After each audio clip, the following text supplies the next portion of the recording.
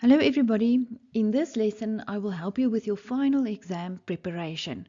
I will discuss the paper 2 question 4 of the Gauteng 2024 prelim. In the diagram, the equation of the circle centered at B is given by, and then they give you the equation of the circle. DF is a tangent to the circle at A with D and F, the x and y intercepts respectively. C, -1, 6 is a point on DF with BC parallel to the y-axis. Angle CBA is equal to angle ADO and they are both equal to theta. 4.1. Write down the coordinates of B. Now, since the equation of the circle was given, by now I'm very sure you understand that this point over there and that point over there with a different sign, that will be B's coordinate, the midpoint of the circle. So therefore you find B as the point -1 and 1. And let's fill it in, then we know what's going on. -1 and 1, and point C was the point -1 and 6. Let's continue. Number 2, show that AC is equal to √5. So we want AC's length. Now, let's see. First of all, there's a few things that we must understand. And the first thing is, do you agree that line AB, that's the radius of your circle, and it was given that DF is a tangent. So we know that this angle over there will be a right angle. And our reason is we have a geometry theorem that says the tangent and the radius, they meet perpendicularly. Now, furthermore, let's look at BC. It's given that the y coordinate there at y is 6. So that implies that this whole length is equal to 6. And then here at B, the y coordinate is 1. So that means, if that's 1, it means this little part over there will be 1. Therefore, we can say that the length of CB is 6 minus 1 is 5. So that's the first thing.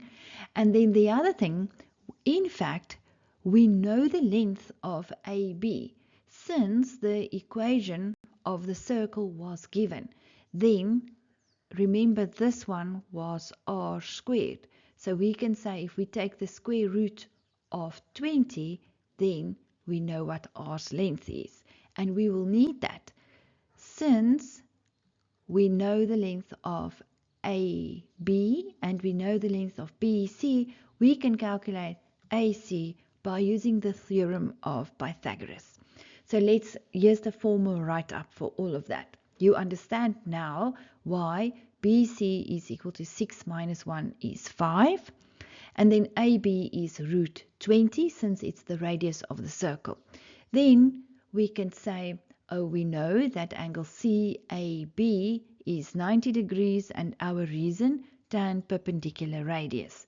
So that's all the formal information needed, and now we can use the theorem of Pythagoras to calculate AC's length. So we always start with the hypotenuse squared, which in this case is CB squared equals AB squared plus AC squared, and add Pythag. Now we can substitute. CB's length is 5. AB's length is √20, and we square it, plus AC squared. Let's put this inside a bracket. I prefer that. All right. On the left, 5 squared is 25 equals, and then when you square the square root, it falls away. So that's just 20 plus AC squared. Let's solve AC. The 20 will walk across. 25 minus 20 is 5. And then we don't want AC squared. We only want AC. Therefore, we take the square root both sides and AC's length is √5. For this one, we need the information from the previous slide. Let's just go to our sketch quickly. We know this angle is a right angle, so it's a right angle triangle. We calculated AC's length was 5. AB's length is √20 and BC's length was also 5. AC's length was √5. All right, let's see. Now the question says, number 3, write down the value of tan theta. So when you go to your sketch, there you will find angle theta here at B. And remember, it's a right angle triangle. So we can use normal trigonometry. Now, first of all, tan theta's ratio is, if you go to tan's ratio is opposite over adjacent. So opposite over adjacent. So in this case, it's AC over AB. And then we know AC's length was √5. And we know AB's length is 20. And then this we can simplify and it becomes 1/2.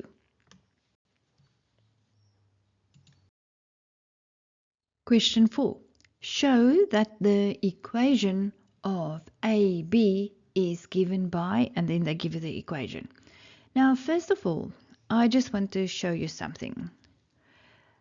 If we want to find the equation of a line, so this is what we are working towards y is equal to mx plus c.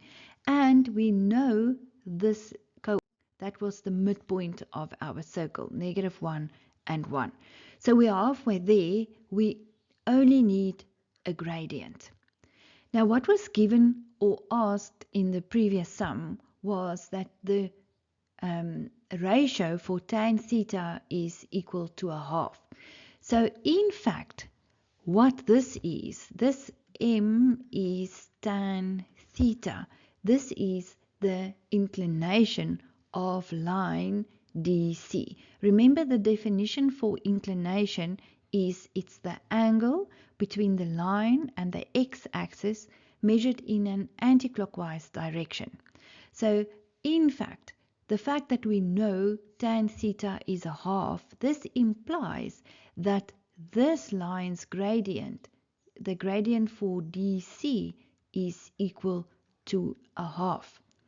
And remember we said that AB is perpendicular to AC, tan perpendicular radius, and then there's a little equation where we can say that the gradient of DC times the gradient of AB is equal to -1, and we can say that, or use that rather, since they are perpendicular.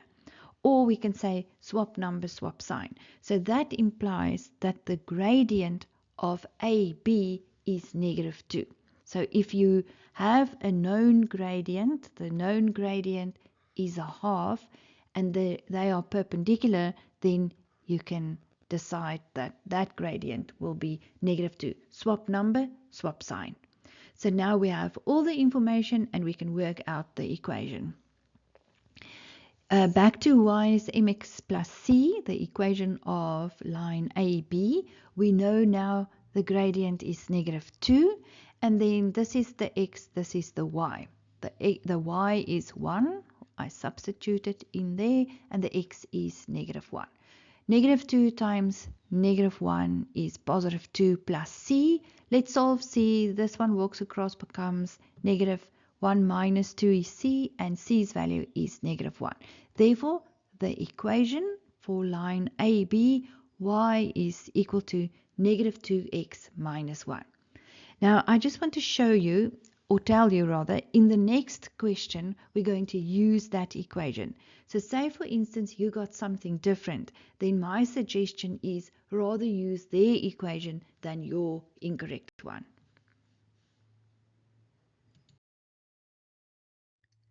Question 4. Determine the coordinates of A. So what is happening at A? A is the point of intersection of the straight line and the circle. And we know AB's equation and we know the circle's equation, so in fact we will do simultaneous equations.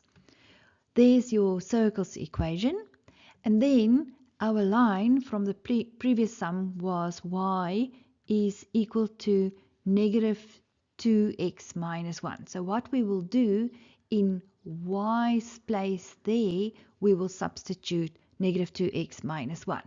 There, I did it for you. And then we can just simplify by saying negative 1 is negative 2. And then in the next step here, I will make this 2 brackets and FOIL it out. You end with x squared plus 2x plus 1. And this one you make 2 brackets since it's squared.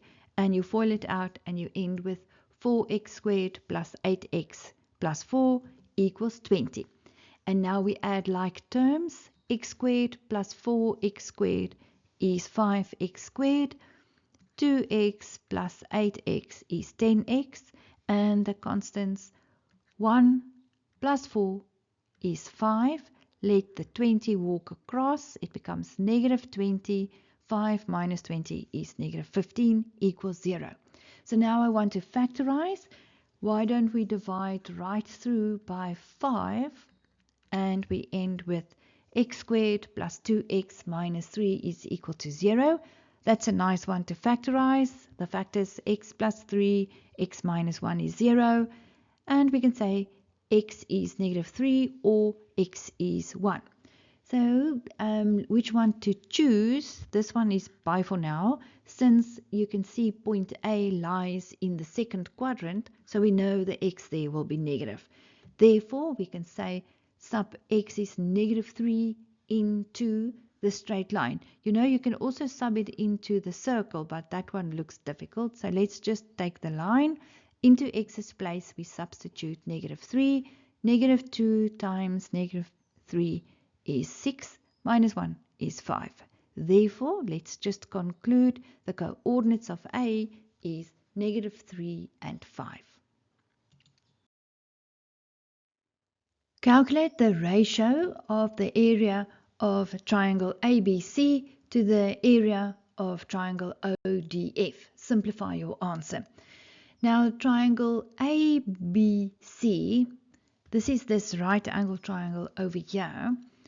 We can use the sine rule since we know BC's length, that one was 5, and we know AB's length, that one was root 20. So if only we can work out the size of angle theta, then we can use the sine rule. Now remember, right at the beginning, we said this angle is also theta, and this one is the inclination of line DF. And we know tan theta is equal to a half, and then we can work out the size of theta. You will, on your calculator, say second function tan a half, and then theta is 26,57. So this angle is 26,57. And then this one is also 26,57. So in triangle ABC, we can work out the area by saying the area of that triangle is half times AB times BC, the sin of theta. This is called the area rule. And then we slot in the values. Half times AB is root 20 times BC was 5, sin 26,57, and therefore the area of triangle ABC is equal to 5. Now the area of triangle ODF. ODF is also a right angle triangle since this is the origin and we know that angle is 90 degrees. Now for that one, we don't have enough information, but if only we know this length OF and we know this length OD, then we can work it out with the area of a triangle is half times base times perpendicular height.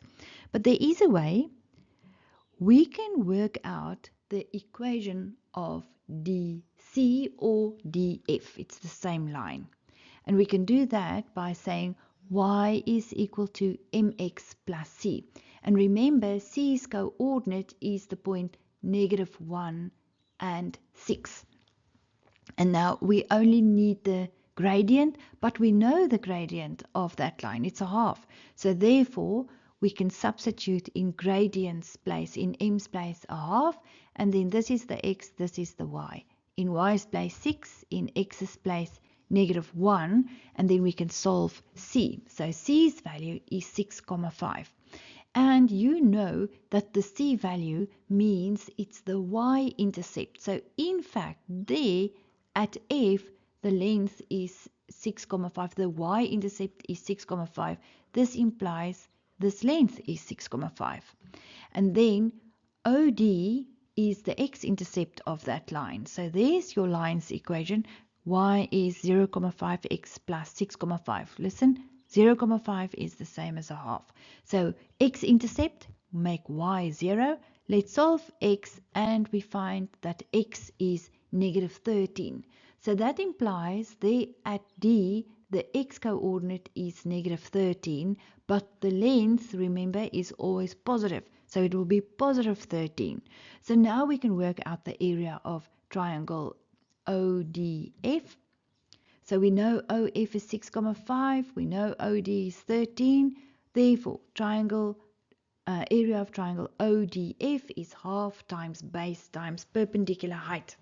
Half times the base is OD, which is 13, times OF is the perpendicular height, which is 6,5. And that gives us 169/4. So therefore, the area of triangle ABC to the area of triangle ODF is 5 to 169/4, but they wanted it in simplified form. Simplify your answer, so that is 20 to 169. Now, unfortunately, there's not enough space here, but I want to show you how I got from 5 to 169/4 to 20 to 169. On the next slide, I will quickly explain that. I want to quickly show you how this one can be written in simplified form. So this means 5 to 169/4 is the same as 5 over 169/4. And then this thing is the same as, on the numerator on top, the 5 is the same as 5 over invisible 1 divided by 169/4. So we can change the divide into a multiplication, 4 over 169, and then the numerators, 5 times 4 is 20 over 169. So that's how you write that one in simplified form.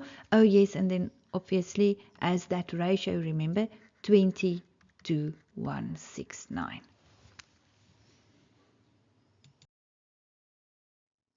Thank you for watching my video. If you click on the video in the left-hand corner, it will take you to the next question of this paper, question 5. It's trigonometry. And then you will also see on the right-hand side, I added the grade 11 and 12 playlists on analytical geometry.